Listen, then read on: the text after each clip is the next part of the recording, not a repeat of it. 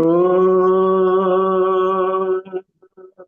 Sai Vidmahe Satya Dhimahi Tanna Sarva Prachodayat. Om Sai Vidmahe Satya Dhimahi Tanna Sarva Prachodayat. Om Sai Vidmahe Satya Dhimahi Tanna Sarva Prachodayat.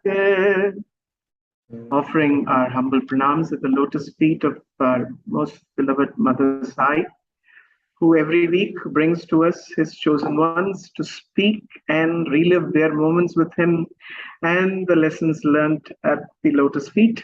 And we are blessed to have someone wonderful today with us yet again, with Swami's grace that pulls all the strings to make sure the speakers chosen land up in his own unique way. And I'm going to request a student of the speaker today to speak and introduce his teacher. So keeping the Brindavan tradition, one Brindavanite talking about another Brindavanite. So Vivek, over to you. Om Sri Sai Ram, offering my humble pranams at the lotus feet of our beloved mother, Sai. Respected elders, sisters and brothers, Sai Ram to one and all of you. And welcome to this wonderful weekly Satsangh, the Sai Govind Satsangh, that started during the lockdown 2 years ago and continues week after week without a break. I have the privilege of introducing today's speaker, Dr. N Sundaresan, a loving teacher, mentor, and guide to many of us students who have studied in the Brindavan campus of Swami's University. Though Sundaresan sir is a person well known in the Sai circles, it's my duty to say a few words in the form of a formal introduction. Sir hails from a family of devotees who came into Swami's fold in the early 60s. And from Sir's own words, he had his first darshan of Swami at Prashanti Nilayam in the year 1966. In the hierarchy of being part of Swami's educational institutions, Sundaresan sir belongs to the initial batches of Bal Vikas students as part of the Alsur Samiti in Bangalore. He has witnessed the inauguration of the Sri Sathya Sai Arts, Science and Commerce College in 1969 as a Bal Vikas student, and went on to pursue his Bachelor of Science at Swami's College from 1977 to 1980. Subsequently, he did his Masters in Chemistry from the Central College, Bangalore from 1980 to 82. And once the Sri Sathya Sai Institute of Higher Learning, the deemed university, came into being, Sundaresan sir became the first full-time research scholar of the university and went on to complete his doctorate program and received the coveted gold medal from Swami's divine hands in the year 1988. Since then, on Swami's command, he has been mentoring our students for the last 4+ decades. Having been part of the room B5, I had the chance to be under his wing in the Brindavan Students' Hostel, and hence would like to share that besides his academic excellence, this immensely talented person is also a self-taught mandolin player. And it is a feast to the ears when, in a very rare moment, one gets to listen to him play the Rag Amrita Varshini. He is a repository of old bhajans and has a privileged collection of very small things that are connected to Swami, such as old letterheads or old photos, etc. Indian Test cricket's loss in having this wonderful cricket player has been our gain in Swami providing us with such a dedicated teacher who has not taken a single vacation from this loving service of guiding his students in all these years. He has been the head of the Department of Chemistry, the first alumnus of the Brindavan campus to be its director, and currently serves as the Dean of Research. I can go on But it is time for me to hand over to Sundaresan sir. Over to you, sir. Seekers of divine sweetness of me, arise early in the morn and devote your time to me and my service. Gather unto yourself my energy and deliver divine love to all you meet. Garner unto your hearts of hearts the fruits of your tasks and offer them to me. In exchange for the sweetness you distribute each day, I will reward you with my love, which will sustain you throughout all eternity. Whenever you perform my work, as I watch over you, hold within you the knowledge that I am always at home awaiting your return. Question not the purpose of each task I have you to do. Carry out my work with all sincerity. You will always have my blessings along the road. The work you do for me will always succeed. Some endeavors may not always result in achievement to your understanding. As a child of my Sai family, know that I am always with you, beside you, in you.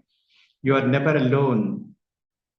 I will always give you the divine power needed to carry you over the mountain.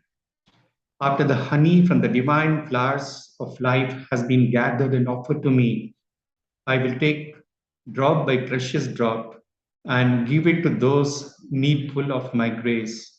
Your whole lifetime is to be spent in the labor of divine love, which each flight taken each day, you become dearer and nearer to me, for you're my beloved. We don't grow when things are easy. We grow when we face challenges. Life never provides warranties and guarantees.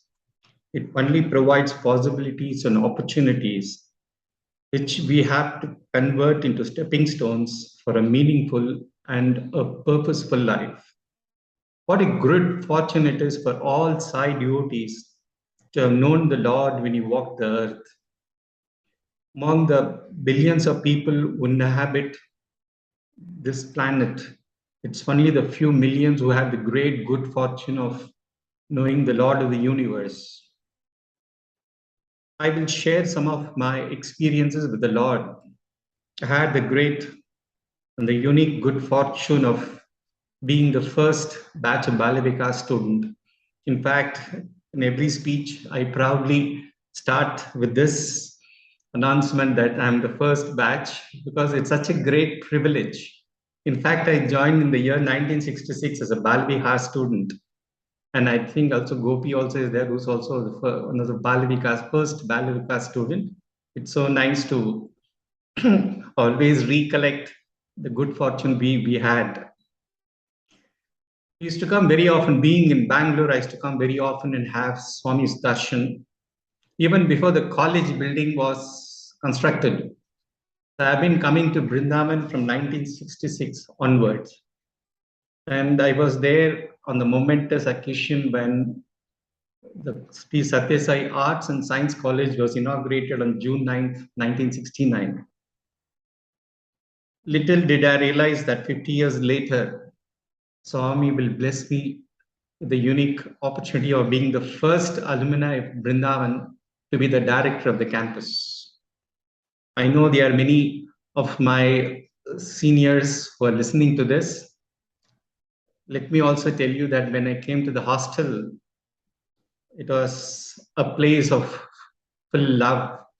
And I was so overwhelmed by the love of the seniors that I immediately wrote to my parents that, the place is so beautiful.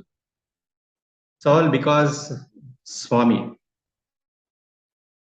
In the year 1977, the college was inaugurated, and I was the first, maybe one of the first batch of students to reside in the new hostel. Prior to this, the students in Brindavan used to stay in a shed, and the convenience was not as it was a few years later. Nevertheless, Swami had given so much of himself to the students. Since there were so many students wanting to join Swami's college that time, there was a need to construct the hostel, which is currently inside the ashram. I think you would have heard how the hostel came up. I'm not going to repeat it again here. I just wanted to recollect some of the things which happened in my first year. It was somewhere in the month of August. We had a Vanavatsva, and Swami asked all the students to participate. Swami himself planted a few trees, three saplings in the Brindavan. And I think at the end of my talk, you will see 1 or 2 photographs of that. After Swami broke the coconut, Swami held half of the coconut and he started punching a few pieces of it. It was so beautiful. It was in the month of July, I recollect. I joined on June 29th, and July 30th, Bhajagovindam drama was staged in the Brindavan College auditorium. Swami had 3 weeks earlier came out and asked the students if anybody is interested in being part of the Bhajagovindam drama. It's but natural that most of the students raised their hands, including me. I was a first degree student. I know it's not possible to accommodate everyone because there's a limited number of actors in each drama. And I was not fortunate enough to be selected for the Bhajagovindam drama the year 1977. I felt really very bad. And I still recollect, because it is just August, now it's 14th. Whenever the day comes, it's so green in my memory that Swami had felicitated few of my seniors who were working in different departments, in the sense self-reliance. Now we call it self-reliance. They were working in Gokulam, they were working in a kitchen. Swami felicitated many of my seniors in the auditorium that day. And 31st, Swami had come to the hostel. In fact, the Brindavan hostel dining hall is one of the most hallowed place, because Swami had dined with the students not once, twice, thrice, I don't know, hundreds of times. So every summer course, both lunch and dinner, Swami used to have with the students. And invariably, Swami used to serve either a sweet or a fruit to all the students. It's such a wonderful and a memorable experience for all the students who had great blessing of dining with the Lord of the universe itself. My talk is going to be centered around God delays, not his denials, and patience is all the strength a man needs. Dr. Swami had written in one of the letters to the Brindavan students that time.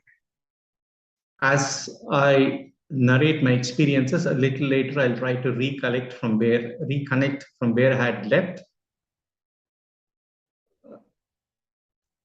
Those days, Swami used to take individual photographs with all the students. I still have the photograph. I think it's 1977. It's 45 years back. We had an individual photograph with Swami. Those days, we had the Polaroid camera. Fortunately, we had advanced technology as early as 1977. Within a minute or two, the photo used to develop, and Swami used to give to all the students. Swami used to patiently stand for a very long time. In fact, there were around 300 students, if I'm correct. In the year 1977, we had both 11th, 12th, first degree, second degree, third degree. And Swami was patiently standing, and all of us had the privilege of being photographed with the Lord. And even in those circumstances, Swami wanted to give us a spiritual lesson. He said, so you all come and go. I am the only one who's permanent. You all belong to this word, Jagat. And maybe when I, at the end of my talk, show you the photographs, I'll tell you, as I said, God delays and not his denials. When I stood in the year 1977 as a first degree student, the distance between Swami and me was maybe a few inches. I said, next time when I get an opportunity, I should touch Swami's hand. So go a little nearer, and so that I was, and God delays and not his denials. Maybe when I show you the photographs, I have both the photographs, I will show you how beautifully Swami responds to your sincere prayers. As I said, we grow when we face challenges. And God also ensures that all the unnecessary things in you are chiseled out. For each one of us, he has his own unique method of refining. It was in the year 1977, somewhere in the December, January, Swami was upset with the students, the Brindavan students. No, it's 78th January, Swami was upset with the Brindavan students. And Swami never used to interact. And all the students used to feel the pain of separation from Swami's palpable presence. And we were all very desperate. We are praying, we are singing songs, trying to ensure that Swami hears our prayers, and we try to rectify our shortcomings so that Swami is pleased. And it went on like this. And during that period, something happened to me. I became restless. I don't know, maybe after Shankranti, one fine day, I somehow become very restless, and I don't know how to even convey it. Right, 24 hours I was restless. And I didn't know what to do. There's no way I can go out of the hostel, because I tried to ask Dr. Lakshmi Narasimha, who was the deputy warden, sir, I had to go home. He said, no, once you come here, only for important functions we'll leave you, you can't go. Anyway, I had to stay with there, and Swami had created a locket for me on July 12th, 2 weeks after I joined the Swami's institution. Swami had created a locket. So I used to catch the locket and pray to Swami that I should get over this restlessness. Little did I realize that it was for my good, it was for my refinement, and there were great things in the offing. I knew something was telling within me that, no, yes, something good is going to happen to you in the future. You have to pass through this. Anyway, it's all in the divine plan. And I didn't know what to do. The only recourse was to chant Swami's name in the form of bhajans. So I started singing bhajans right from the time I got up till I slept. And this went on not for 1 day, 2 days, 3 days. This went on for a few months, and slowly it subsided. I had to rush to the library to find some solution. Went and saw some books, then read some books on surrender. And then God responds so beautifully to our inner prayers and earnings. It was in my second year, then there's no other choice. Still that restlessness was persistent. It was not as acute as what it was a few months ago. But nevertheless, my mind always turned on Swami. I didn't have any desires of any kind. In that sense, I wanted to become this, I wanted to become that. My only focus was only on Swami, Swami, and nothing else. And Swami responds to your inner prayers. So in my second year, as I was reading some books on the saints of Maharashtra, those days in old Brindavan, we don't know when Swami will come out for darshan. In fact, boys had the fortune of just standing outside Swami's old bungalow, and anytime Swami will come, there is no fixed timings. So all of us in the hostel, and suddenly Swami had come, and through the window, I was in the room where we could maybe peep into from top, we could get a peep into Swami's mandir. We knew that Swami had already come, so we all rushed. I rushed to mandir, and then as I was nearing Swami saw me, and as I said, I had read some books on, if I'm correct, Bhagavatam by Kamala Subramaniam, and I felt intense love for Krishna. He said the same Krishna is here in Brindavan now. With that intense yearning for him, I went and Swami saw me, and immediately Swami stood as Krishna generally we see in the photographs. Swami kept one of his legs on the other side. That was just for a few seconds, confirming that he's the same Lord who has come again. After a few days, I had borrowed some books from the library about the saints of Maharashtra. I was reading and suddenly I had an intense desire, intense love for Panduranga. I was feeling, wow, the same Panduranga is here. And similarly, like the previous time, Swami had already come and I went a little late. A few boys were already in old Brindavan, and Swami was keeping one of his hand on the hip. And as soon as Swami, I went near, and Swami took the other hand and kept on the other side of the hip, meaning that is the Panduranga come again. Things started entered a different direction for me. My mind was fully focused on Swami, but my only desire was to be with Swami. Come what may, I thought I shouldn't go out of Brindavan and work elsewhere. I wanted to be in the palpable presence of Swami. Because Swami had written a beautiful letter to the Brindavan's boys, I should say, because Swami used to call us boys. Swami said, you're not feeling the pangs of separation. The same Krishna is there.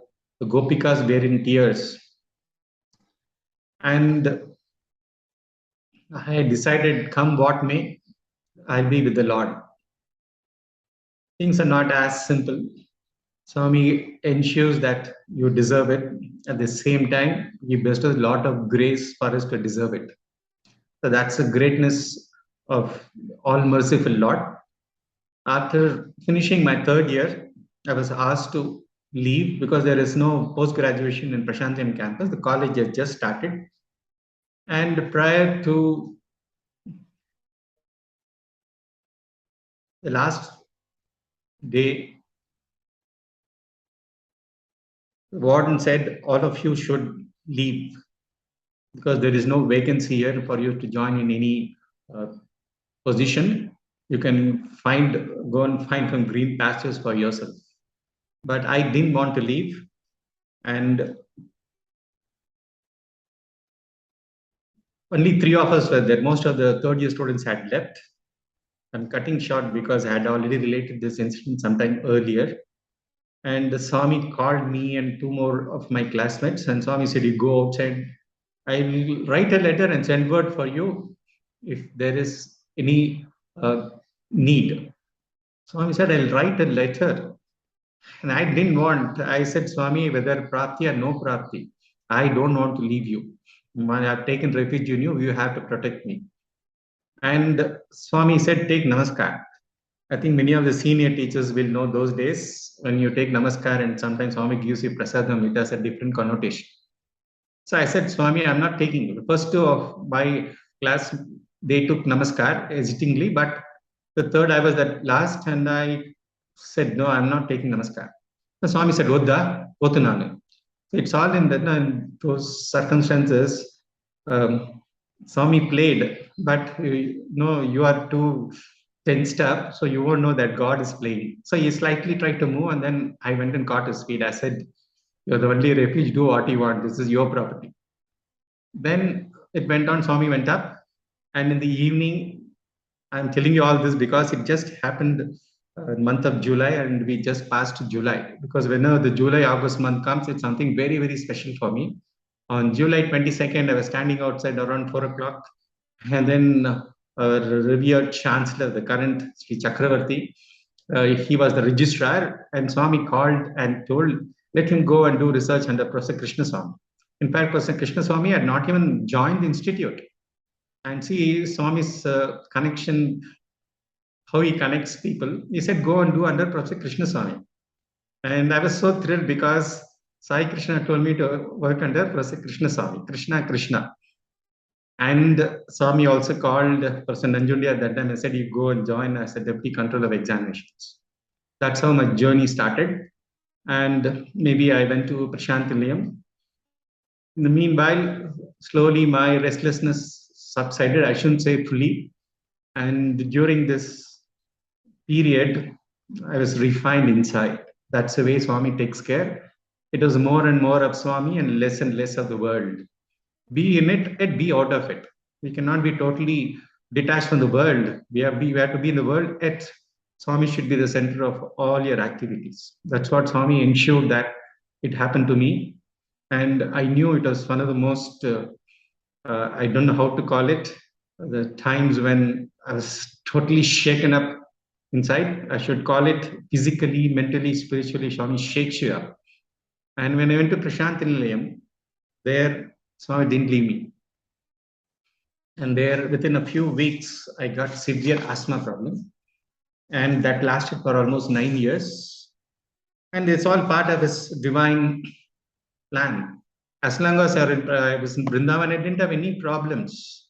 But when I went to Prashant, I never knew. In fact, one of my students, one of my juniors, Naran Sharma, he had severe asthma problem, and I was his room leader for a year. And I didn't know what exactly was asthma. I knew they had some problem in breathing.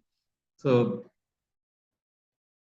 when I went, I myself experienced what a severe asthma is. When you pant for breath, when you choke, you know how difficult it is. If you have pain, you can take a painkiller. But when your very light breath gets choked, you know how difficult it is. And there were moments when, fortunately, nobody was there. In 1983, I was alone in the room. I was a teacher, I was partly doing research. And nobody was there in that room to see me suffer so much. Gopi Chandran would have been first PG student. I know they were all students. And very often they used to come to my room because they had come from Brindavan and all of them feeling a little out of the place. And all the students from Brindavan used to come to my room very often. Because Parthi was slightly different. Swami used to spend a lot of time in Brindavan those days.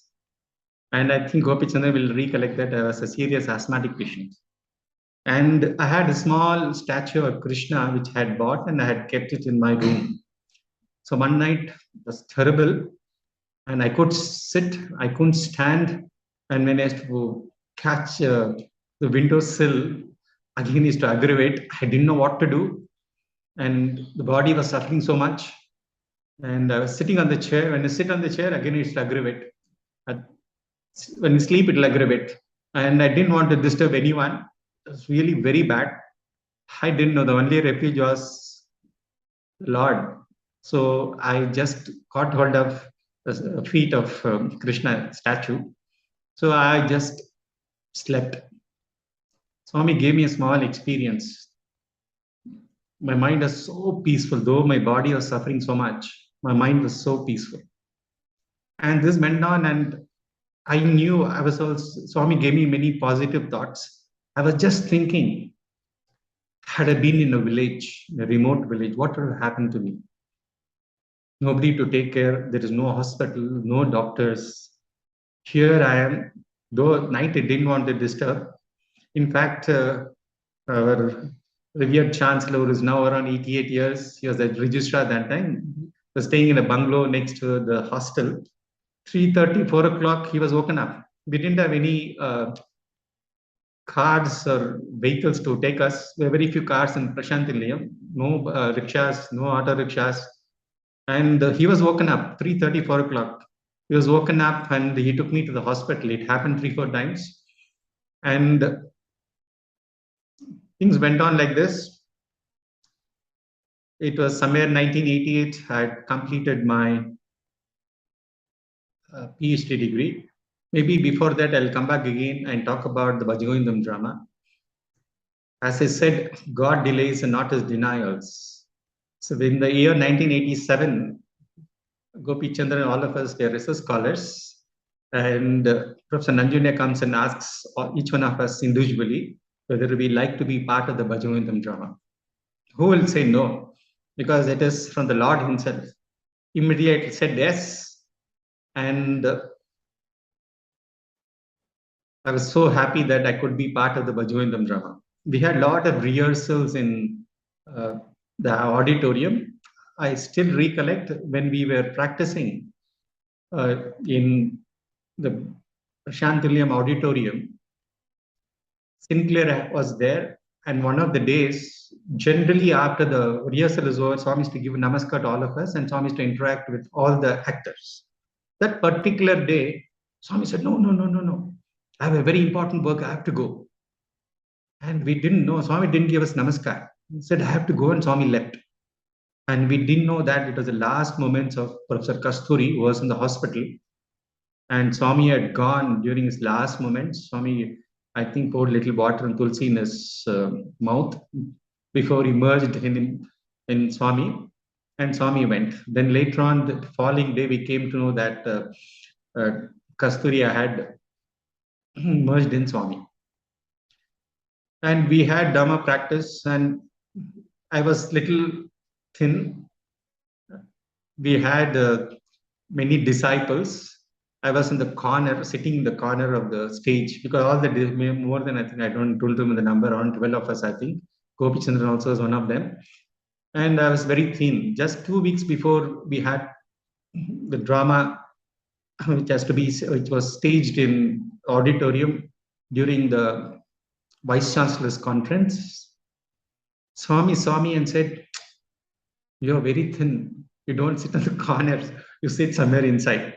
I don't know if I'm correct. Gopi Chandran was asked to sit on the corner so that it looks more healthier than I was that time. And anyway, we had 1987. In 1988, Swami wanted all of us to enact the same drama in Shanmugananda Hall.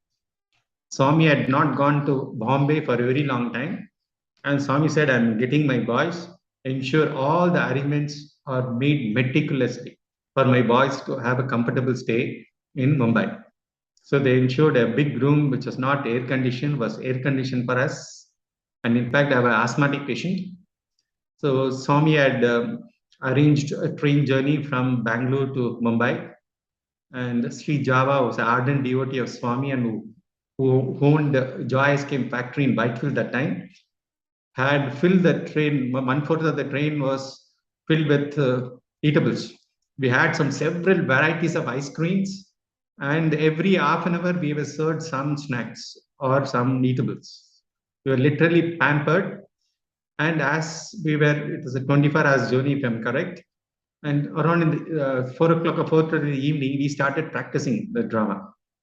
And we practiced some of the songs. Hirok was the main actor. He acted as Shankaracharya.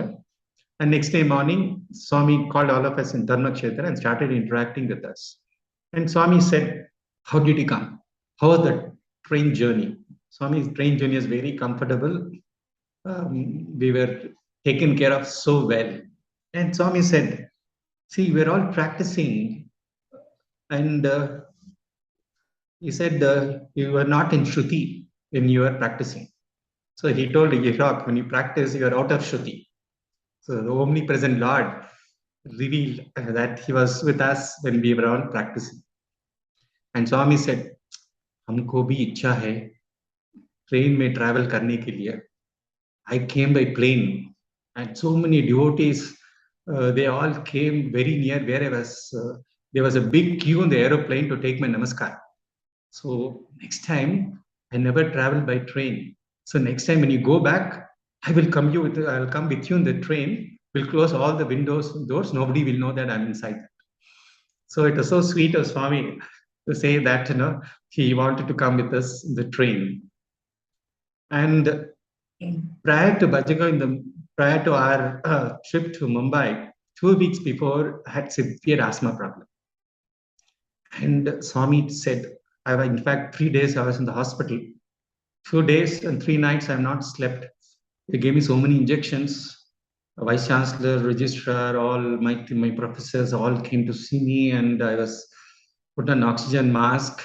And Swami said, "Voddu, let him stay back. Let him not join the trip to Mumbai. Let him stay." He said, "No, Swami, it's a great chance." See, one very, maybe he only gives that. Once the asthma recedes, and since I was on medication, I was again back to, I shouldn't say normal, I was breathing normally. I didn't have a problem in breathing. And immediately I started working.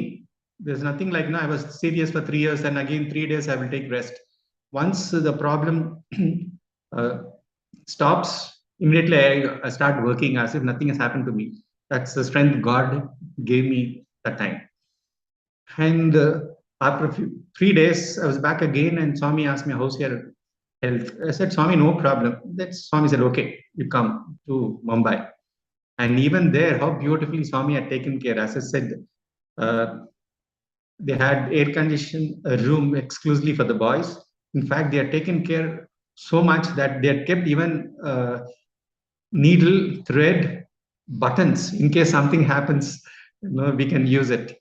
And they were two very eminent people who were taking care of us. We little did we realize that they were all very, very eminent and high-profile people who were taking care of us. And fortunately, there was a small room where I could go and take rest. So Swami ensures that everything is taken care, and God delays and not his denials. Exactly 10 years, 1977, I didn't get a chance to be part of the Bhajagundam drama. And 1987, Swami ensured that my desire was fulfilled. It was a beautiful journey. Maybe I'm not going to go in the chronological order, since in the month of August, I said it's a fantastic month for me, because on July 7th, Swami had come to Brindavan in 1977 from Prashantilayam. July 12th, Swami created a locket for me. July 7th, 1991, I was shifted. Swami asked me to move to Brindavan. And before I took Swami's blessing, Swami called me for an interview in the morning, and Swami created a ring for me on July 7th. July 31st, Swami had come to the hostel when I was a first degree student. August 1st, I had gone to Prashantilayam. I joined Prashantilayam hostel on August 1st. And August 6th, all of you are aware, is a Hiroshima and Nagasaki. That Hiroshima was bombed. I just wanted to relate an incident where Swami saved me from a severe accident. I was in charge of the chemistry research facility in the department at Prashantilayam. We had very sophisticated instruments which required oxygen, hydrogen, argon, air, and we had to go to Bangalore to get the cylinders refilled, or sometimes used to borrow the cylinders from Bangalore. On one such occasion, on August 5th, myself and one of my colleagues, both of us are sitting in Portico in the evening to seek Swami's blessings to go to Bangalore the following day to get the cylinders refilled. Swami came and blessed us. Then he went on the upper portico, and Swami is talking to one of the ministers from the Andhra government. Just looking at me, I was saying, pressure is an interval between two pains. I was just listening to what Swami was conversing, but I was looking straight into my eyes and saying, but it was meant for the politician was there. And those days, Swami used to call the boys, come. He used to love boys running and rushing and sitting in front so that they could have a closer view of Swami sitting on the throne inside the bhajan hall. So there were students, Ph.D, M.Sc, B.Sc, school students from 8th standard onwards. So all were sitting, and I was sitting in the front. Swami called the students, and being a teacher, I cannot just get up and run. So I was sitting where I thought I will slightly reposition myself so that I can just have a glimpse of Swami sitting on the throne inside the bhajan hall. I was sitting very near, and I didn't expect there be a flood of students rushing from behind to sit right in front. I was an obstacle, and they all tripped, and I was almost flat on the ground. Some many students tripped, and there was so many students tripped behind. I was like an obstacle there, and Swami is looking from the upper portico and smiling. Then again, after the students went and settled, so I got up. Literally, I was down. And Swami is looking at me and smiling. Did I realize there's something which I cannot understand. So the next day morning, we had some 7 cylinders to be refilled. We took all of them in a vehicle, and my colleague also came along with me. I'm going to cut short because a lot of things have related this earlier. A lot of obstacles before you could go and go to first to Brindavan and then go to Yeshwantpur to the company to get our cylinders filled.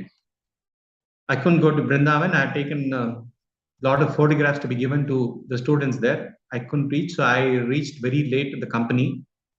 Initially, the manager said, no, he's not going to refill because it was very late and some certificates, Xerox were not very clear. Then ultimately he said, okay, I will give the hydrogen cylinder because we had to borrow the hydrogen cylinder we didn't have. And we kept all the cylinders in the van and we're returning back. In fact, 1990, it was August 6th, 1990, Swami had revived the summer course after a gap of almost 11 years. The last summer course was in 1979. I had told my parents, when I come to Bangalore next, I will get all the summer course recordings. It was quite late by the time we went to the company and returned back. And my colleague said, sir, we'll return back. I said, no, I had promised my parents that I will give all the recorded cassettes to them. So I said, I'll just go for a few minutes, hand over the cassettes, and then we will return to Prashantalayam. I just went, then gave the cassettes to my parents. And every time, whenever I take leave of them, I take the blessings. That day, unusually, my mother went inside. She generally used to take some flowers from the puja room and bless me whenever my father and mother I used to take blessing before I take leave of them. That day, unusually, she went to the puja room, got a vibhuti and applied it on my forehead and blessed me. Little did I realize that something is going to is going to happen to me. So we were proceeding towards Prashanti Nilayam, Puttaparthi. It was raining heavily. The roads were not so good now. The roads are very good. Those days the roads are not good. And because it is raining heavily, there's no lights. And usually during evening and night times, there are a lot of traffic, heavy vehicles fly during night time. And the driver has not slept properly. My colleague was sitting in the front. I was sitting a little behind the matador. I had also purchased some chemicals, some solvents which are required for the research work. It was all packed in a carton box. We are all proceeding towards Prashantalayam. It's around 7 o'clock in the night, 7:15. As I was proceeding from Devnelli to Chikbalapur, somewhere between, it was raining heavily. And we had some problem with the brake in the van. The morning itself when we started. And he was going a little fast. And my colleague said, sir, I'm feeling a little sleepy. I want to sit behind. Why don't you please come and keep a check on the driver? So we swapped the positions. In fact, not swapped. I came and sat in front. And my colleague, Dr. Anil Kumar, he went and sat behind. There's 3 rows of seats. The last seat he went and took rest. And as it was proceeding, I could see the driver is going at 80. In fact, those days 80 was, the roads were not good. 80 kilometers per hour was fast enough. And that it was raining.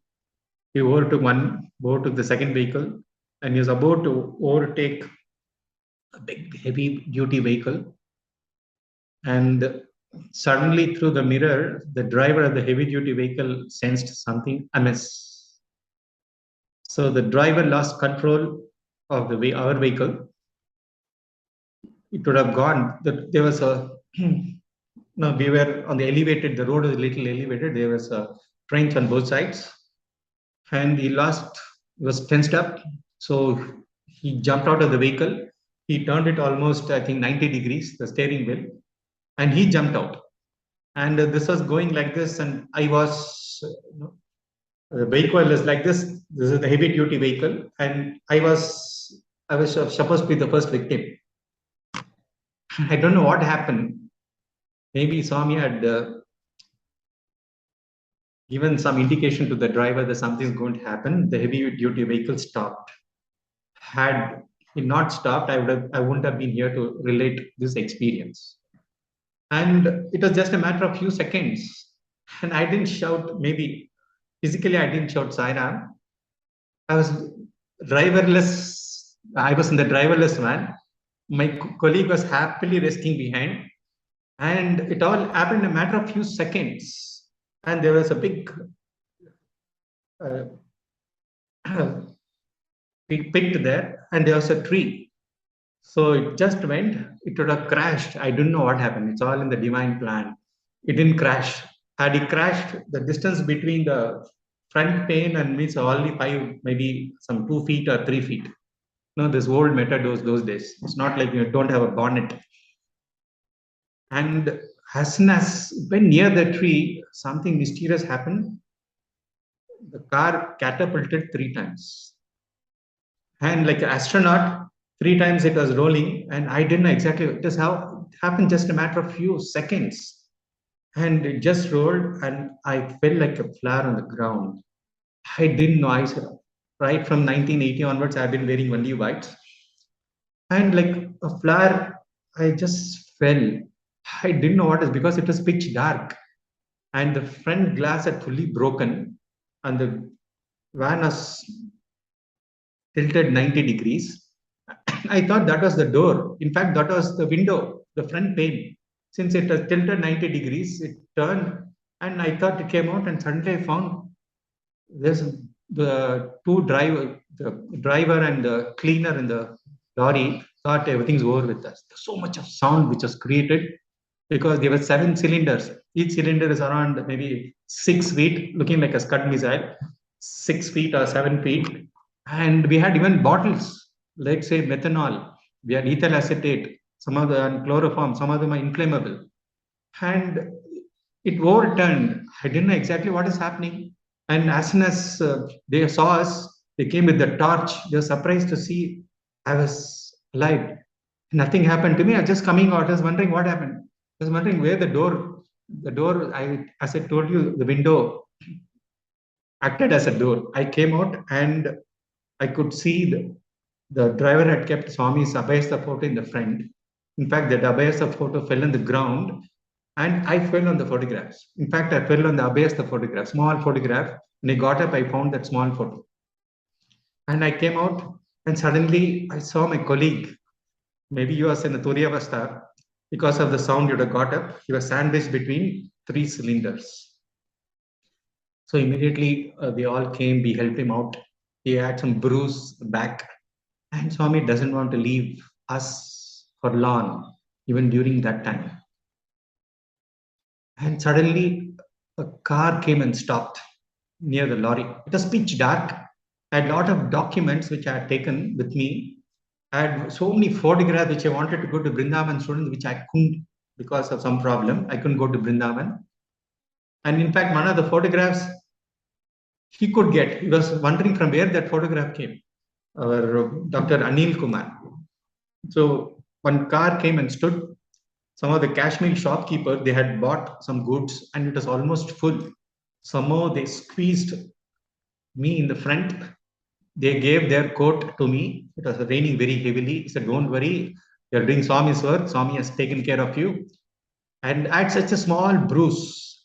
The only this thing I was, my white shirt became black because the engine oil soiled my clothes. And I had a very small bruise on my head. This is hardly anything. Anil Kumar had some problem at the back. So somehow they made us comfortable in the car. So we reached around 12 o'clock in the night. Prashantliam hostel. And next day morning, we didn't know the state of the cylinders. We didn't know what happened to the bottles which contained flammable liquids. We don't know anything about what had happened because all this occurred in a matter of few minutes. So we went and early in the morning, we went to Mandir. We were sitting. Generally, Swami used to come around 6:40 those days. And as soon as Swami, only 2 of us were there, myself and Dr. Anil Kumar. Only both of us were sitting. We wanted to express a gratitude for saving our lives with so much of intense feeling for Swami. We were sitting and here the Lord opens the door and avoids us completely. Just imagine we want to express a gratitude. We're all literally pining to go and fall at Swami's feet. And here the Lord opens and as if he had done some great mistake. Swami just goes to the ladies' side. He doesn't even look at us. Only 2 of us there in the portico. And the upper portico was Professor Sampath, who was the Vice Chancellor at that time. As Swami was going through the ladies' side for darshan, I just went for a moment. I told the Vice Chancellor, sir, we met with an accident, Swami saved us, and I came back. No more details, just a few sentences I told him and just came and sat. And Swami knew what he did. He went to the gen side and he didn't come in front. He went to the bhajan hall from the back, generally where all of us enter to the bhajan hall. He went there, he went to the front, he came to the front door, quietly went up inside the interview room. He didn't want to meet us. And he took a few devotees for interview and he just opened the door, saw us and closed it. As if, no, we had done something wrong. And still we are all pining, Swami. We wanted to express a gratitude here. The Lord is apparently not wanting to see us. Then after the interview was over, after 45 minutes, Swami called the Vice Chancellor inside. And then after some time, Swami called both of us. In fact, I had not told anything to Vice Chancellor. I had just told the Vice Chancellor, sir, we met with an accident, Swami saved us, and I came back. Then I was sitting just in front of Swami's footstool. My colleague was this side, and Swami himself related the whole incident, what all happened. In fact, physically, I have not shouted Sai Ram. I was just looking what is going to happen next. I was not at all frightened. I was going to see as if it's in a... No, I have also heard so many devotees talking about serious accident. The whole vehicle was smashed and we were thrown out. Nothing happened to us. It was like a friction. And many people have written it. We have read devotees talking about it. They met with a serious accident, but nothing happened to them. Here, I was a personal witness to the accident myself. And Swami related scene by scene how exactly it happened. Swami said, see, I didn't know 3 times. Swami himself said, the van toppled 3 times and you are saying Sai Ram, Sai Ram. I didn't physically tell Sai Ram. Maybe inside the Lord who was the indweller, he knew that I was thinking of him. And he said, yes, you are telling Sai Ram inside. And then Swami said, what would have happened had the hydrogen cylinder burst? All of you are aware, hydrogen is a very explosive gas.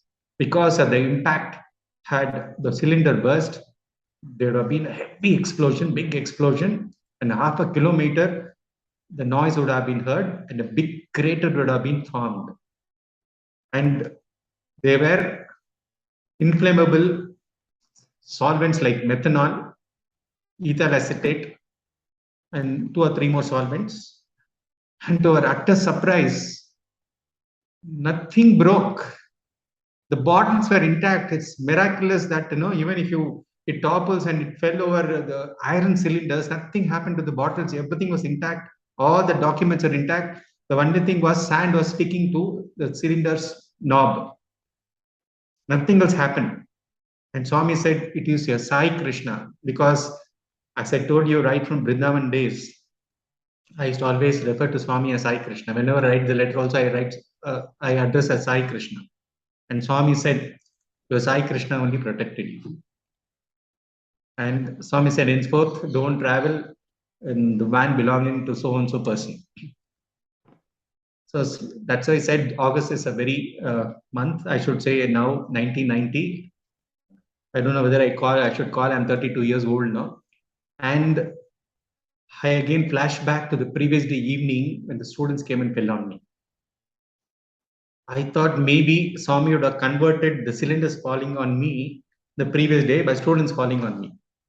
And as Swami was smiling, I knew that something is going to happen the following day. And this is how the God takes care. Sometimes when you have to pass through karma, God ensures you pass through it, but you don't know that you're passing through it. So he ensures when you surrender to him, he takes care of your welfare. Coming back again, August is a very memorable month for me, August 16th, Swami called me, myself and my colleague Subramaniam.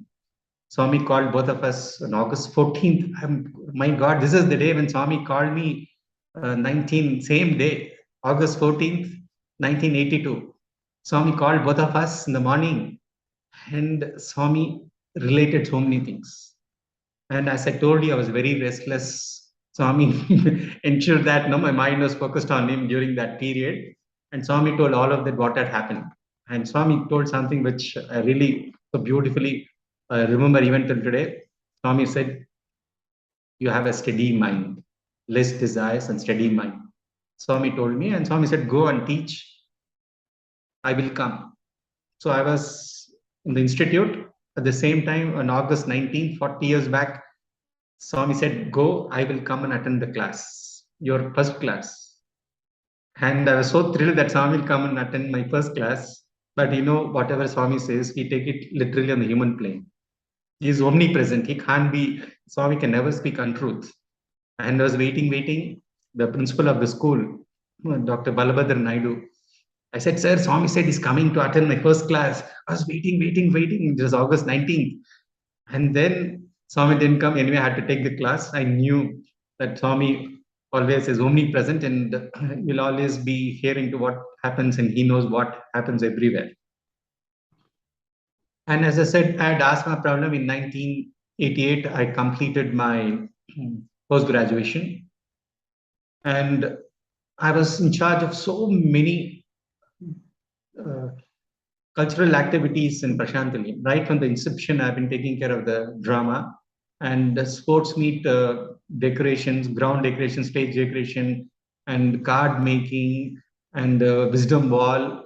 I was involved in fact, part of the AVC. I was in charge of so many things.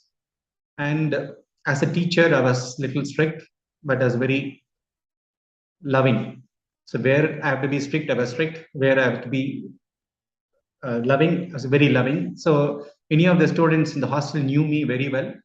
And especially the school boys, I used to conduct a lot of activities for them. So I knew them well because it was a combined hostel. Both school and institute boys will be in the same hostel. It was in the year 1991. I was appointed as a lecturer in the Brindavan campus after my post-graduation. After my Ph.D. in 1988, we belonged to the first batch of research scholars. So nice to see Professor Gopi Chandran here. So we had the unique fortune of getting a gold medal and a PhD degree from Swami's hands. In fact, it was so close that it's very difficult. My PhD defense or Viva was on November 18th, and within 4 days, I got my PhD degree. And it is again a long story. Maybe I should also relate every stage Swami creates for you so that you earn for it. They're not obstacles. They are all stepping stones to go nearer to him. Let's not take whatever comes as obstacles for us. Let us convert every opportunity into opportunity for us to go nearer to him. Let's not say this is an obstacle, that is an obstacle. Yes, at that point of time, it may appear to be a very big obstacle. But when you have a positive attitude, when you know that the Lord is behind you, no anything the world can stop you. What the Lord wants, it will happen. Only thing we need patience. So after I finished, I never moved out of the hostel since 1977. And for 1.5 months, we are staying in the hostel. And suddenly Swami said, "Why are you staying in the hostel? You're not part of the institute. You're not part of the school. Why are you staying in the hostel? Ask them to shift to Mandir." For 1.5 months, it was somewhere December 31st. I recollect December 31st, 1988. Myself, 2 of us, we shifted to the old hostel, and we were in the sea floor. And others, some of them like Sundarayar and Mayur Pandi, some of them, I think parents or grandparents were there. They went and stayed in Mandir. Myself and Professor Nagesha Rao, both of us were in the sea floor. And I never moved out of the hostel since 1977. It's a unique experience. Even I never went for any vacation since 1977. Wherever Swami was, I was with Swami. Whether Parthi or Brindavan, it's a shuttle between Parthi and Brindavan. So even though my parents were in Bangalore, hardly 25 kilometers away from the hostel, I felt it's one of the greatest fortune to stay in the hallowed place of Brindavan. And it's nearly 45 years now. When I went to Parthi, I was feeling so terrible that I'm leaving Brindavan. But after 9 years, Swami brought me again 1991, Swami said, come, go back to Brindavan, which I'm going to relate now. So 1991, suddenly Swami, on June 29th, the day when I joined Brindavan hostel in 77, the same day when I was taking a class, I got a message from the administration that I should work in Brindavan from July 1st onwards. They didn't say I'm shifted to Brindavan, I should work in the Brindavan campus from July 1st. And everybody knew that unless I get Swami's consent, though Swami would have physically told, go ahead, but physical consent. So I went 29th evening to Mandir to seek Swami's blessings. Swami came so near me, Swami didn't allow me to speak. I just took namaskar. So the next 1 week was interaction with the Lord. Nobody told me from July 1st, you have to go and teach in Brindavan. Swami had not given consent, and without Swami's consent, I won't move out. So daily, morning, evening, I was going, and every time Swami is asking me, Brindavan Potunava? I said, Swami, whatever you want, I will do. No, me Uddeshan Cheppu, Cheppu, Cheppu. Every day, the same answer. Swami said, Swami, will you go? Swami, whatever you want me to do. No, me Uddeshan Cheppu. It went on for 3 days like this, 3-4 days. And I said, told you, I was involved in so many activities, doing sports meet and off sports meet in the hostel. And many school boys and many boys who knew me very well, sir, please don't go, sir, please be here. And even I'd start the Suprabhatam in Prashant hostel. And I was involved in so many cultural activities. In fact, I'm only teacher who knew many students in the hostel because they're almost 400 plus or a little more than that those days. It was a combined hostel right from 8th standard till Ph.D. And so many of them said, sir, please don't go, be here. And I was not a student in Prashant Nilayam, I was a teacher. And it went on like this.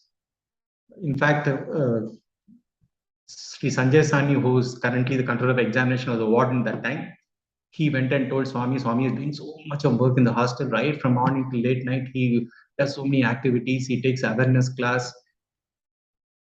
And he's involved in so many activities. And many people didn't want me to go to Brindavan. So this went on for 4 days. And on the 4th day, same question, same answer.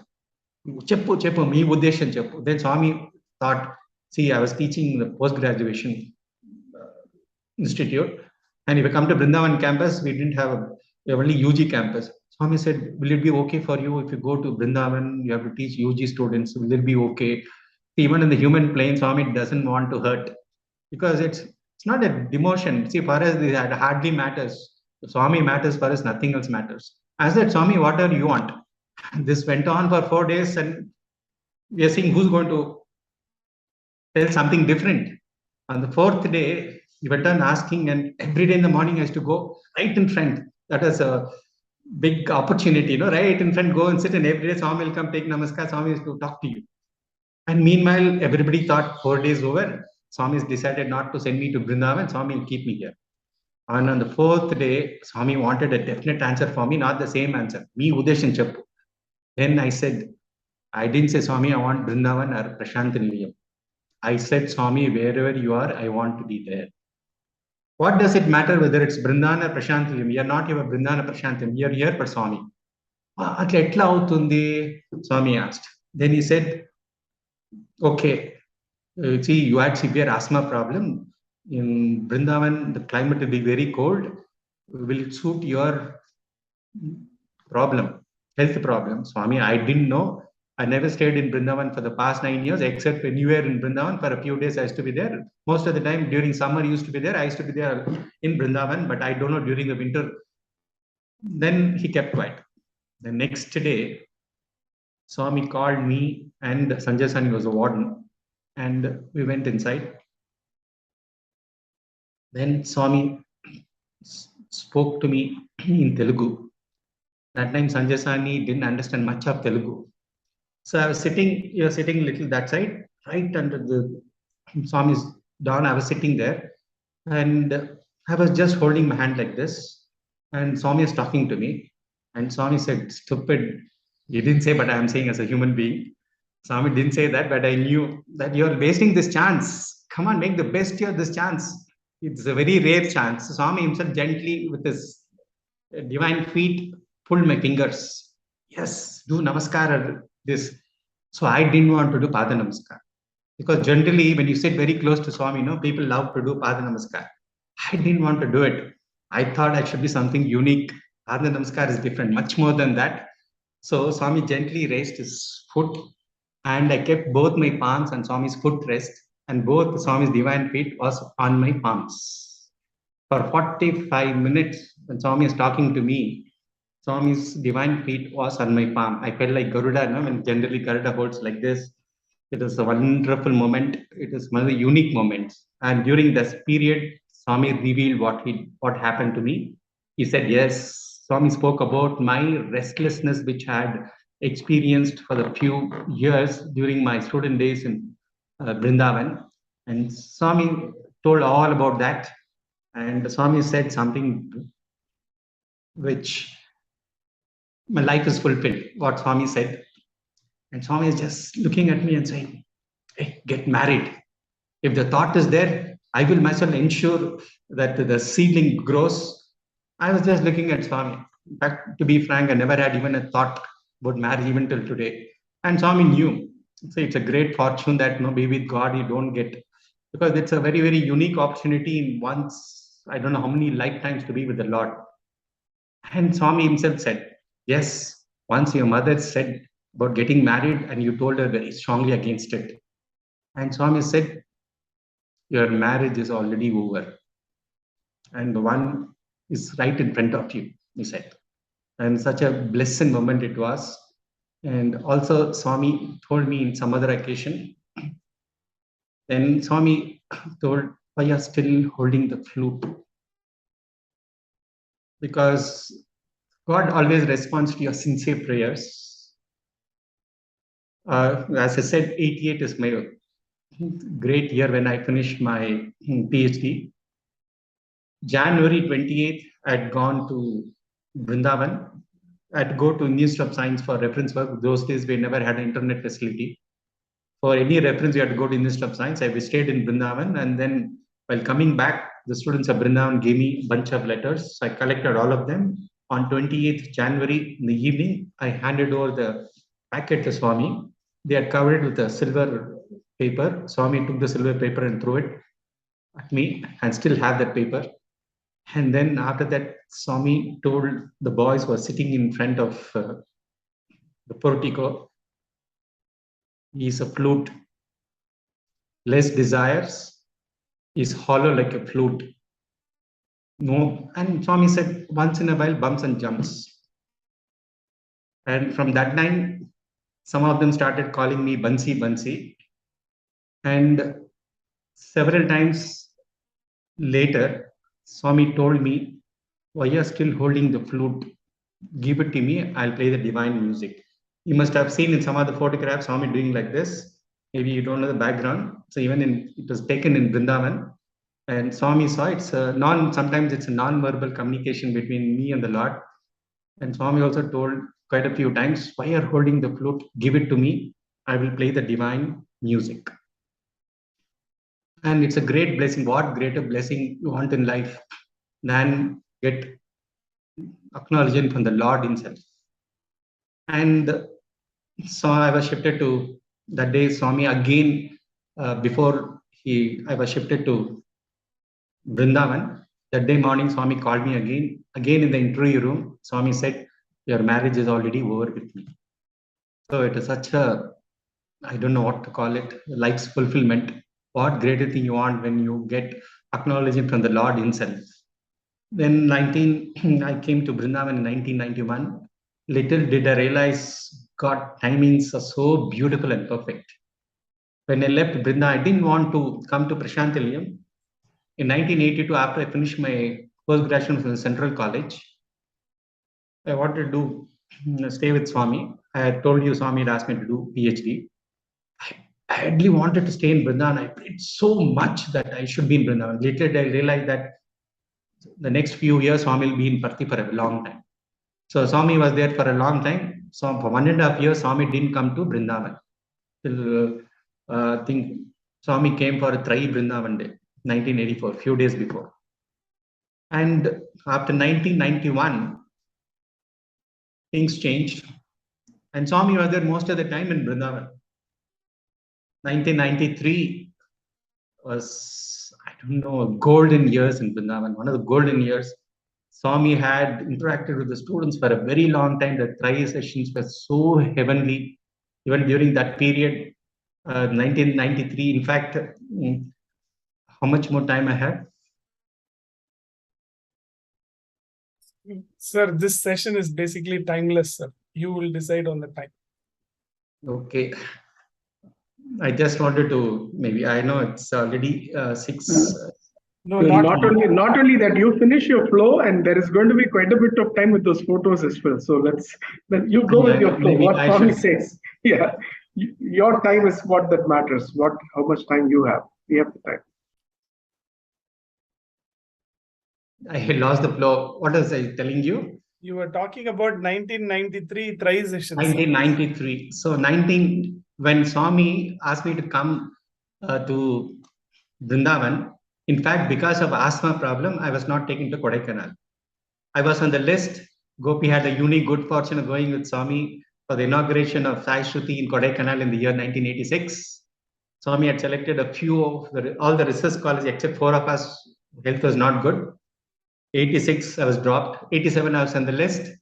Mysteriously, something happened to me. I was not taken. 88, I was not taken. I thought after at least I finished my PhD in 89, I was not taken. Every time I was on the list, and every time mysteriously I was dropped. So 89, 90, Swami didn't go. And 91, I was shifted to Brindavan. 91 also, I couldn't. And Swami called me during the interview. Swami said, I will take you to Kodaikanal. You go to Brindavan, I'll give you a lot of chances in Brindavan. Very few boys are there. You have too many boys in Prashantalayam. You have the higher secondary school, you have the primary school boys, you have the institute boys. So many devotees are there. I'll give you a lot of chances in Brindavan. Brindavan, you'll get very nice chances. And then he said, I will take you to Kodaikanal next year. That is 1992. So I was extremely thrilled. So it was during the month of March. Generally, the boys were selected, were secretly called and told that Swami will take you to Kodaikanal. It was not made public to those boys. Only a few days before it will be made public. They were called. And I had bought cassettes for recording. I had a cassette player with me. Then I was ready. On March 25th, generally Swami leaves to Kodaikanal on April 1st. March 25th, after the Trai session, Professor Sampath was then the Vice Chancellor. He came and told me, congratulations, Sundaresan, you are going to Kodaikanal this time. Wow, I was so happy. I've told everybody, oh, this time Swami is going to take me. And then no response from Swami. I was not in the list. Vice Chancellor told me I'm going and I was not there. Maybe God delays and not his denials. But Swami gave a word that's going to take me. Then I came back. I was not taken in 1992. I kept everything ready. Nothing happened. So 1993, in fact, in 1993, Swami took the least number of students. In fact, that year, students were not told, just 2 days before they were told. The previous Kodai trips, they were told 1 month or 2 weeks in advance they are going. But that particular Kodai trip, few days before, only 2-3 days before, only few boys were told. And in Brindavan, the warden had a list of students in case Swami asked who are the very good boys so that he could have. He was keeping the list, and every day, nothing happened. Swami didn't ask him. So it was March 31st. And for the boys, they were just told previous day. They had finished the exam, and immediately after the exam, they had to pack the luggage and come to Brindavan. So immediately after 12 o'clock exam, they left by 12:30. By 3:30, they were in Brindavan. So Swami called all the fortunate boys who were selected that year for Kodai trip inside the Trai for an interview. And I was standing near the Tulsi plant. I think some of them who come to Brindavan, we know, near the gate. And from there, I could see the interview door. And after the interview, all the boys went to the middle hall, and the interview door opened. And Swami is talking to the warden. And Swami saw me and was making signs like this. No, it's asthma problem. Yes, asthma. And I was just seeing Swami and just kept quiet. So 31st, first morning, 5 o'clock, Swami was leaving Kodaikanal. I had given up. Maybe I thought I don't have the prati to go to Kodaikanal. How many years? 86, 87, 88, 89, 91, 92. I thought I don't have the prati to go to Kodaikanal. So the thrice session was over. No indication of my going to Kodaikanal. Next day morning, 5 o'clock, Swami is going. So I came to my room. One of the students came to my room. I related how 1986 I missed out, 87, 88, 89, I was relating. And 92 I was relating. And suddenly Ruchir comes from inside Mandir and says, Swami is calling you. So I ran. Swami had already retired. Swami was on the first floor. Nobody was there in the central hall of Trai. Boys had come back to the hostel. So I rushed. And only I was there inside. Swami said, come to Kodaikanal tomorrow. In fact, that was the greatest birthday, I should say. It was a birthday gift for me on March 31st. So Swami said, come. So immediately, Dr. Ravi Kumar went to the tailor. In fact, I had given clothes for stitching. I said, anyway, Swami is not taking now. If I go, I'll collect it later. He went and collected it from the Whitefield tailor and gave it to me. And 5 o'clock, I had left. And we went with Swami to Kodaikanal. In fact, Swami's car, and just behind, we were following Swami. It was a wonderful, and as soon as we landed in Kodaikanal, we went to cut short. It was 5 o'clock in the evening. I had just taken only muffler. And so many people told me, if Swami takes to Kodaikanal, he'll change the climate for you. So as it happened, 5 o'clock, I went. We all got down. Swami said, don't get your luggage. All of you just go away, wash, have tea, have snacks, and then come back and take your luggage. So Swami had taken both senior boys from the Prashant Layam and UG boys from Brindavan Campus and teachers. 3 teachers were there. I was from the Brindavan Campus. And then Swami said, we had snacks, refreshments, and Swami said, you don't go out. It was 5:30. Swami said, you don't go out. Students will get your luggage. You don't go out. It's cold outside.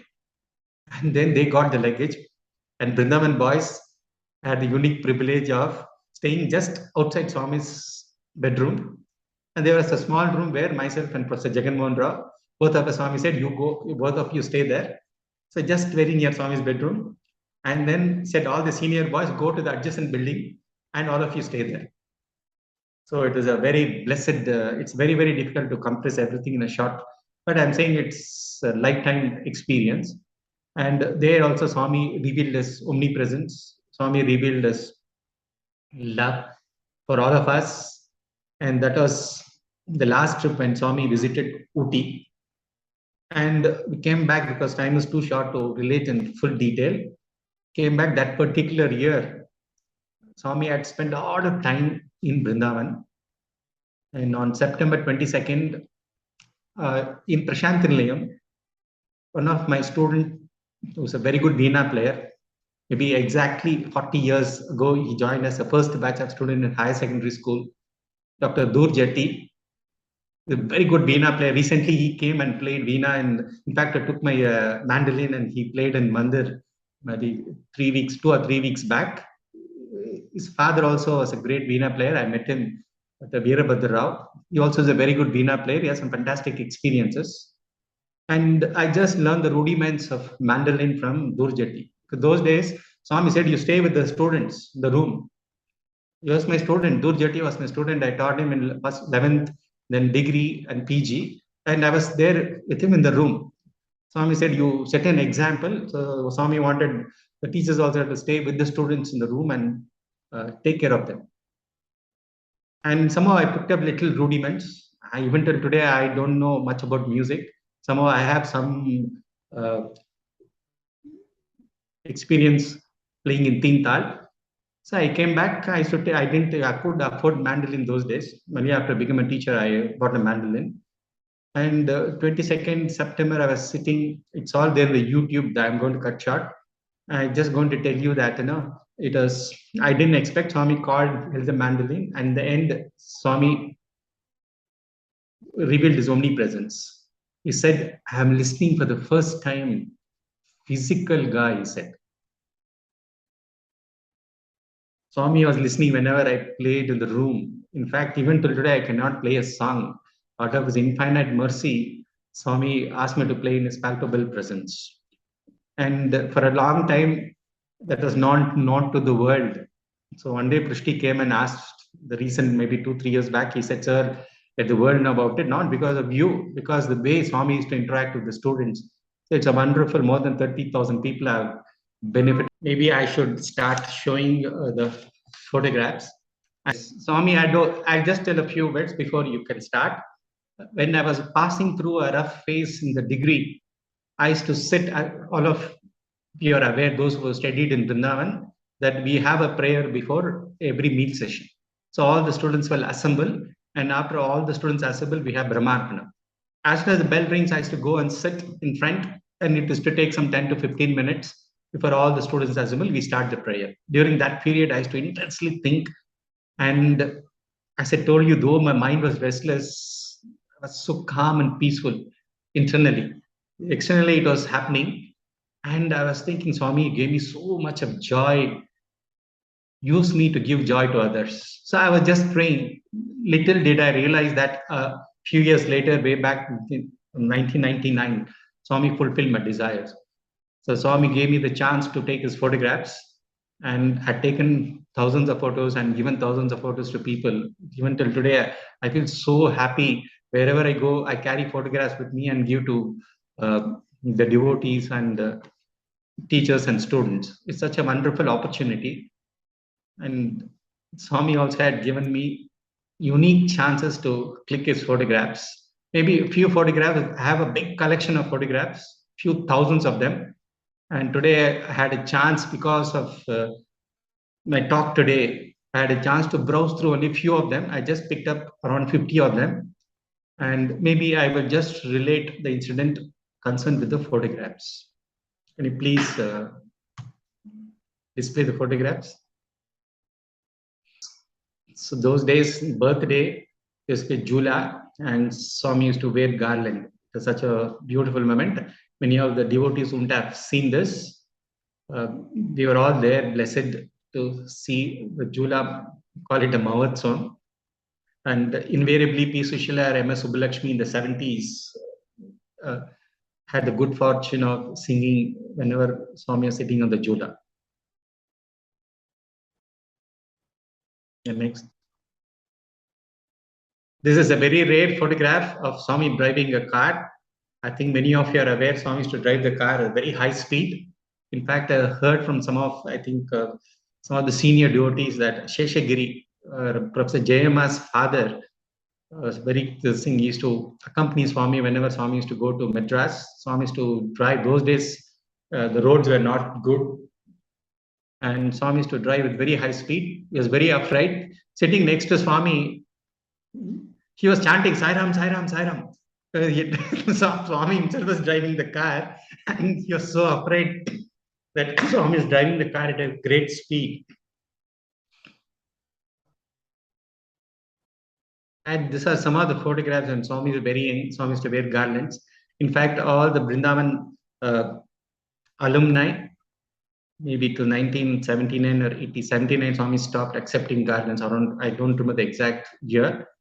All of us would have had the great good fortune of garlanding Swami. We had the fortune of taking Arati for Swami and garlanding Swami.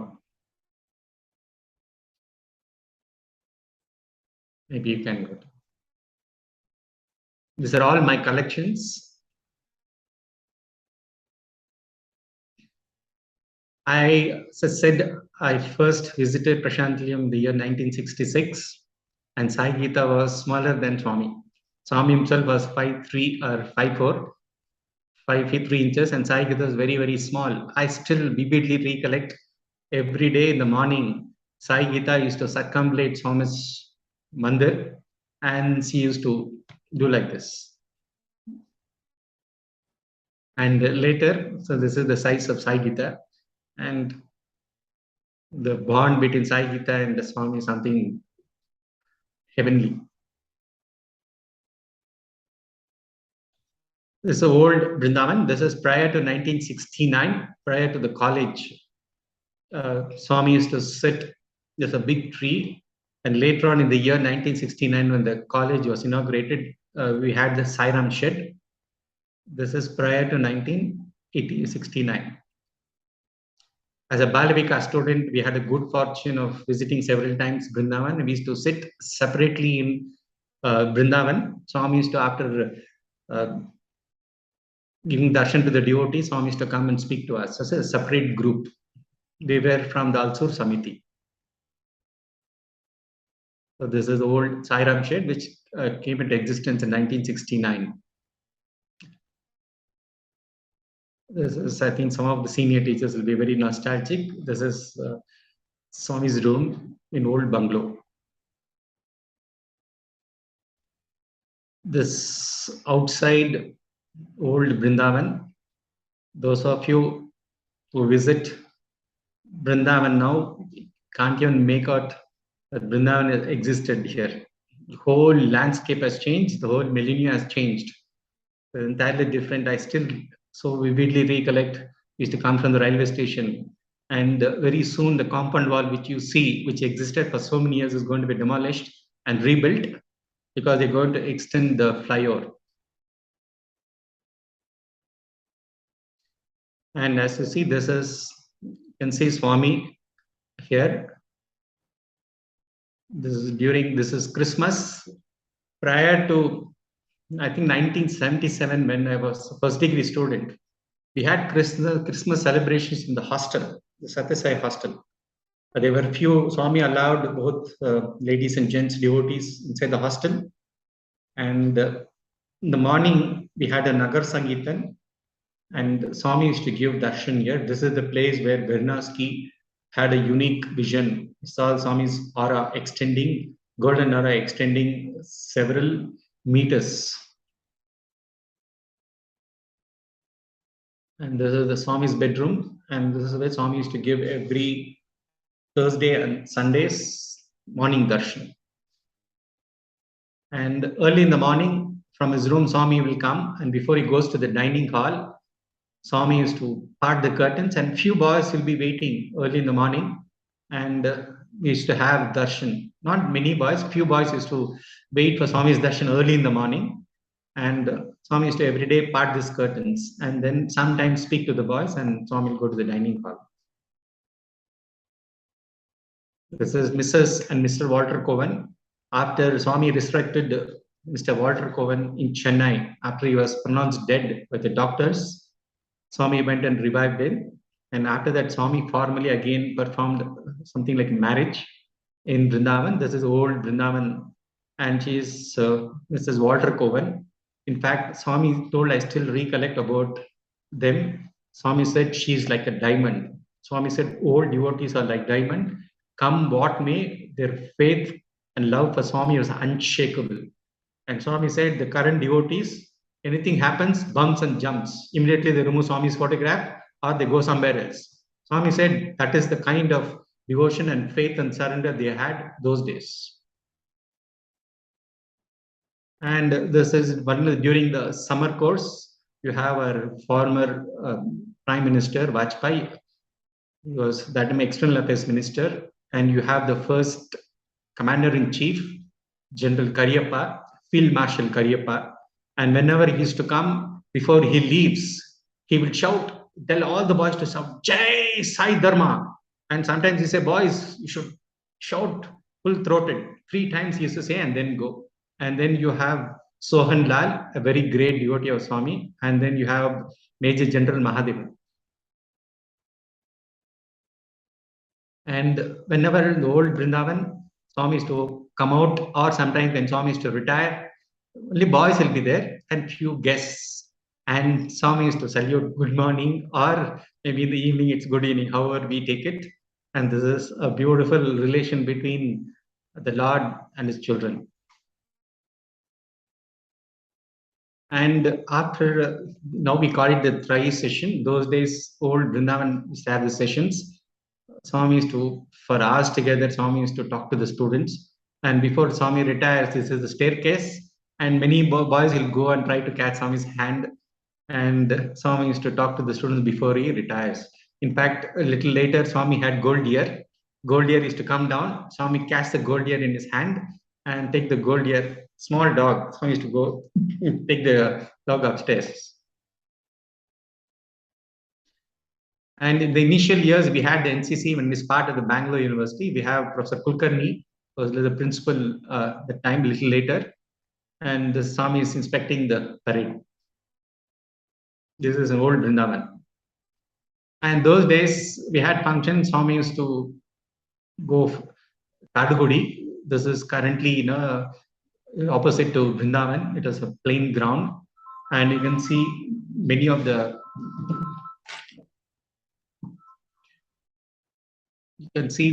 devotees here, very close devotees. You have Tukaram, and then you have Professor P.S. Rao, you have the Colonel Sridharan, then you have the maths teacher. So you have so many of them. So such a beautiful, memorable sight for all of us. As I mentioned to you, this was somewhere in the August 77. We had a Vanotswa. After Swami planting a tree, Swami broke the coconut, and Swami took a small piece of the coconut and ate it.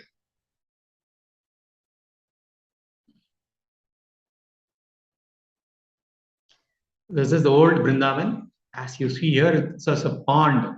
In fact, this was Mohan's palace before Swami stayed in Brindavan. For the recreation of the king, a small pond was created. Until 1962, there was a water here. And later on, this was the venue for the summer course. And this was the venue for the college building. And currently, the Sri Sathya Sai hostel is built here. I think you would have heard about the genesis of the hostel from maybe Dr. Ravi Kumar and some of the elderly teachers.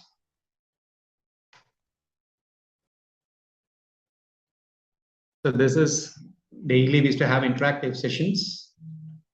And before Swami leaves to Prashantilayam, Swami used to wave to the students. This is a beautiful relation between students and Swami. There were deers, there were rabbits, there were lovebirds. So daily Swami used to come and feed the deers. Swami used to go to Gokulam. There were many cows. In fact, many students used to take care of the cows. They used to milk the cows early in the morning. One of them was a senior who's no more. So the students used to take care. And this particular deer, I still recollect, this was in 1977. A deer was born. After it was born, it was cleansed, given a bath, and then Swami was informed about it. Swami came down and Swami showered his love on the small deer. And these are the rabbits. Swami used to go every day and feed the rabbits and the deers. So we had parrots, lovebirds. This was our revered Ram Brahmam, a very great devotee of Swami, who was taking care of the Brindavan.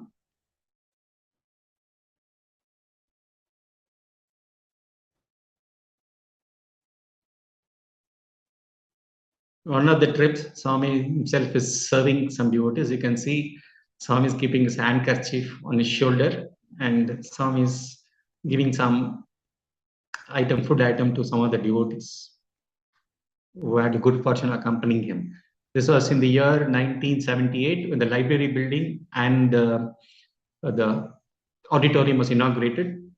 This is Governor Govind Narayan, so Subaya Shetty. They inaugurated the college, and the procession was there from Brindavan Ashram to the college.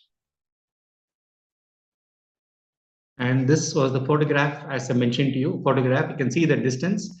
There's a distance between Swami and me, and I felt very bad that I couldn't touch Swami's hand during the photograph. And I also prayed that Swami gives me an opportunity. And you can see in this photograph, first thing was, as soon as Swami asked us to come, this was in December 79 during my third year.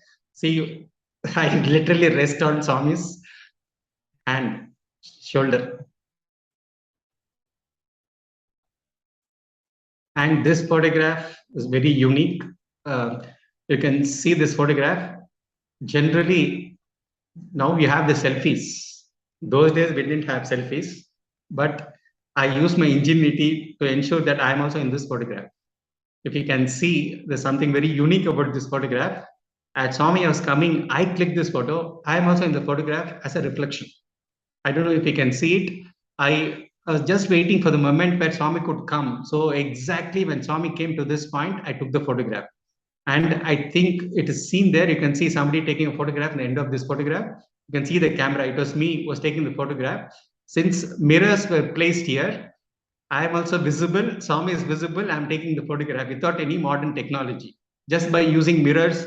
And at the same time, I could ensure, because I used to work in the art gallery, art section. So I was just waited for Swami to come. Exactly when Swami came here, you can see almost like Swami appearing on this mirror, the right in the center.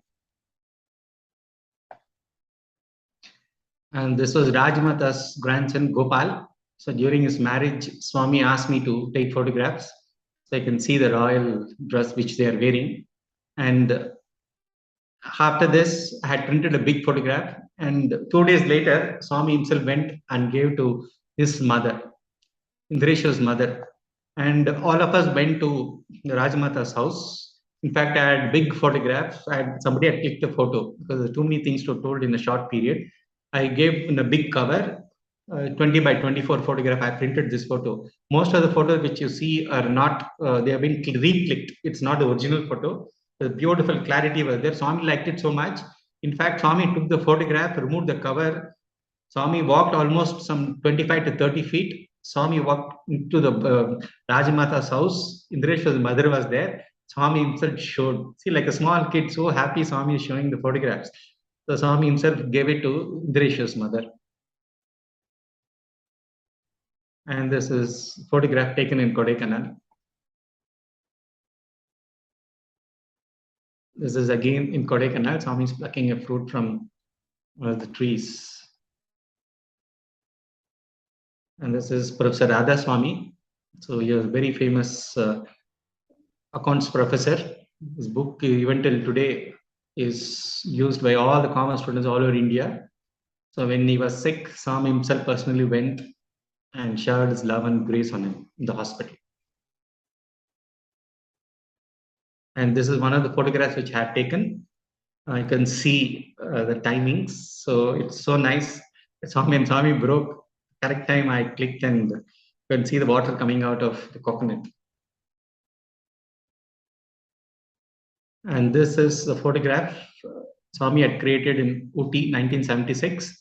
And Swami said there are 18 centers which will be created in India. And which student will head which center, the names also written in this India map. I think as you are aware, many of our students are now occupying big positions in our organization. Slowly, Swami's plan is unfolding. In many of the states and many of the countries, our boys are now heading the organization. And I was involved in costumes since the inception of the university. And many times Swami himself used to tie turbans, or Swami himself used to slightly comb. So it is a wonderful moment. See here, Swami is combing the student.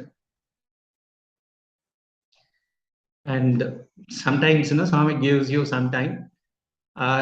This beautiful background was made by O.S.K. Shastri and some of the students. And for the prize distribution ceremony, this was put as a background in Mandir. And I was sitting in front. I was trying my very best. And I had to stretch myself to ensure Swami is exactly in the center of this. You can see Swami's hair. So this is a beautiful sunrise. Swami was just looking, and I had to stretch myself to get this photograph. And this photo, generally, wherever I go, I try to show this photograph. This is something very important for all of us. This was in Brindavan. And several times Swami has done this. And when I was there in the safe room, when Swami told about the significance of this pose, Swami said two meanings for this. Either you follow Swami's ideals and move forward or go upward, or you fall down. And Swami also said, in the spiritual parlance, Swami said, take refuge at my feet, I will protect you.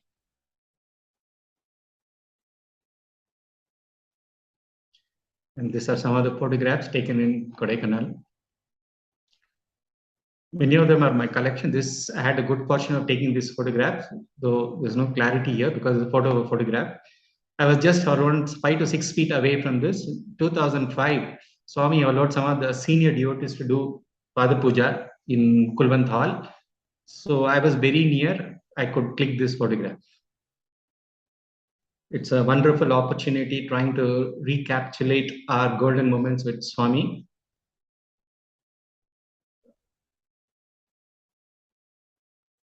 Thank you, sir. I'm going to request Gopi Anna to say a few words. Oh, what a great honor, Sai Sundaresan. Sai Ram, what a great joy. We were together in the Adi Shankara drama also, as you very rightly pointed out.